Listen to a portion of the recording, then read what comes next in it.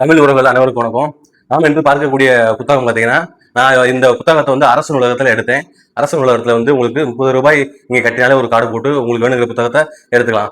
நூலகத்திலே அரசு நூலகத்தில் ஏகப்பட்ட புத்தகங்கள் இருக்கும். உங்களால் நூல் வாங்க முடியல, பொருளாதார சிக்கல், பணம் இல்லை, எதுக்கு இது பண்ணணும் அப்படின்னு சொல்லி நீங்க நினைக்கக்கூடிய உறவுகள் வந்து நீங்க வந்து அரசு நூலகத்திலே வந்து ரூ. 30 கட்டி ஒரு கார்டு போட்டால் உங்களுக்கு வேண்டிய புத்தகம் கொடுக்குறாங்க. ஒரு புத்தகத்துக்கு ரூ. 30.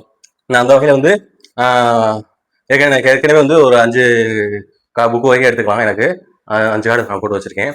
இப்போ நம்ம பார்க்க போகிறது வந்து சிறுகதை தொகுப்பு குயிலம்மை சிறுகதை தொகுப்பு. இது ஒரு 16 சிறுகதை இருக்குங்க.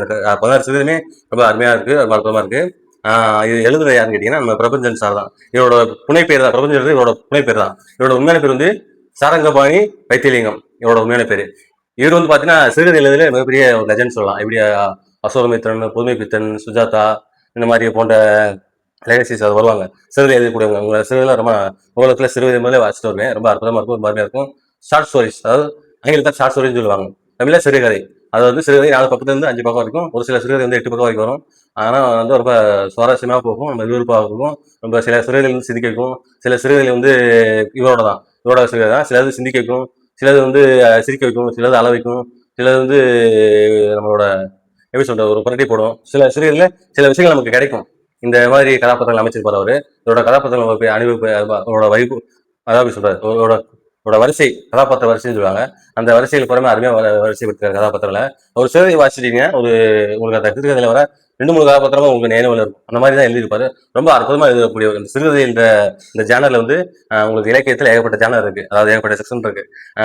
சிறுகதை, நாவல், குறுநாவல், கவிதைன்னு சொல்லி ஏகப்பட்ட செக்ஷன்ஸ் இருக்கு. அந்த செக்ஷன்ஸ் ஸ்பெஷலிஸ்ட் இவர். சிறுகதையில ஸ்பெஷலிஸ்ட் எப்படி அசோகமித்திரன், சுஜாதா, இவங்க நம்ம புதுமை பித்தனா, அந்த மாதிரி அந்த வரிசை இவர் வருவார். பிரபஞ்சன் அந்த இலக்கியத்தில் உள்ளவங்களுக்கு தெரியும். நான் வந்து சிறுவிலே பிரபஞ்சன் சாரோட கதைகள் நிறைய எடுத்து வாசிக்கணும். அதில் ரொம்ப சுவாரஸ்யமா சுவையாகவும் சொற்கள் எல்லாம் புதிய புதிய சொற்களாக இருக்கும். இந்த சொற்கள் என்ன அர்த்தம் நான் தேடி போய் பார்ப்பேன். இந்த மாதிரி சொற்களை பூரா இவருக்கு கொடுத்துருப்பாரு. ஏகப்பட்டமான சொற்கள், தமிழ் சொற்கள் தான். தமிழ் சொற்கள், வடமொழி சொற்களாக இருக்கும், ஆங்கிலமாக இருக்கும். ஏகப்பட்ட சொற்கள் இவரோட சிறுவிலேருந்து எடுத்து இது என்ன அர்த்தம் அப்படின்னு இதுக்கு அர்த்தமா, இப்படி அர்த்தமா சொல்லி நிறைய தமிழ் எழுத்துக்கள் சொற்கள் வந்து இவரோட சிறுவில வந்து எடுத்துக்கலாம், கற்றுக்கலாம். நிறைய தமிழ் கற்றுக்கலாம் அந்த சிறுகதையில். இந்த நூலில், இந்த புத்தகத்தில் எல்லா சிறுகதையும் ரொம்ப அருமையாக அற்புதமாக இருக்கும். அதாவது சிறுகதை தொடக்கம் வந்து ஒரு இடத்துல ஆரம்பிக்கும், ஆனால் முடிவு வந்து வேற இடத்துல வந்து முடிச்சிருவார் நம்ம பிரபஞ்சன் சாரோட அது அவரோட சிறப்பு அதுதான். தொடங்குறது ஒரு விதமாக தொடங்கு வந்து சிலது சோகமாக தொடங்கும், முடியும் போது ரொம்ப அருமையாக முடிஞ்சிடும். சிலது அருமையாக ஆரம்பிக்கும், ஆனால் முடிவு சோகமாக இருக்கும். அந்த மாதிரி வச்சுங்க. இப்போ இந்தியா இது வந்து ஆரம்ப காலகட்டத்தில் இந்தியா வந்து சில நாடுகளோட விளையாடுவாங்க. ஆரம்பத்தில் தோற மாதிரி போவாங்க, லாஸ்ட் ஜெயிச்சிருவாங்க. சில ஆட்டங்கள் வந்து ஆரம்பத்தில் ஜெயிக்கிற மாதிரி போவாங்க, இதுலேயே தோத்துருவாங்க. அந்த மாதிரி வச்சுக்கோங்க. இந்த மாதிரி ஒரு திருப்பத்தை கொடுத்துருவாரு ஒரு சிறுகதையில் வந்து நான் இப்போ வாசிச்சிருக்கேன். இப்போ அந்த சிறுகதையில் வந்து பார்த்தீங்கன்னா எனக்கு இதில் பிடிச்சது வந்து பார்த்தீங்கன்னா இடம், அந்த சிறுகதை பிடிக்கும். களம்ன்ற சிறுகதை, குயிலம்மை, திண்ணை மறந்தான், நான் எதையும் மறப்பது இல்லை, அந்த சிறுகதை ரொம்ப அருமையாக இருக்கும். வாழ்தல் நிமித்தமும், அது ரொம்ப அருமையாக இருக்கும், எல்லாரும் வாசிக்கக்கூடியது, ரொம்ப அற்புதமான சிறுகதை. 16 சிறுகதை, எனக்கு பிடிச்சது 4 சிறுகதை சொல்லியிருக்கேன். மிகவும் பிடிச்சது. இது எல்லாமே சிறந்தது தான். சிறந்ததுலேயே சிறந்ததுன்னு எடுத்து சொல்லியிருக்கேன். 5 சிறுகதை எடுத்து சொல்லியிருக்கேன். அதனால கண்டிப்பாக நீங்கள் எல்லாருமே உங்களுக்கு ஒரு வாசிப்பில் வந்து நீங்கள் நேரத்தை கொடுக்கணும்.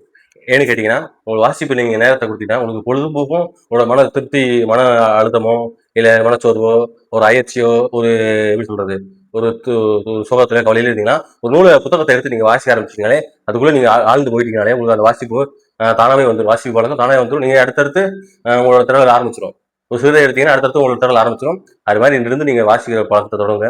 அதே மாதிரி ஆரம்பிச்சுக்க தமிழ் சேனல் 230 பேர் 231 பேர் சப்ஸ்கிரைப் பண்ணியிருக்காங்க, ஆதரிச்சுக்காங்க. அந்த ஆதரிச்ச நல்லவங்களுக்கு என்னோட நன்றி.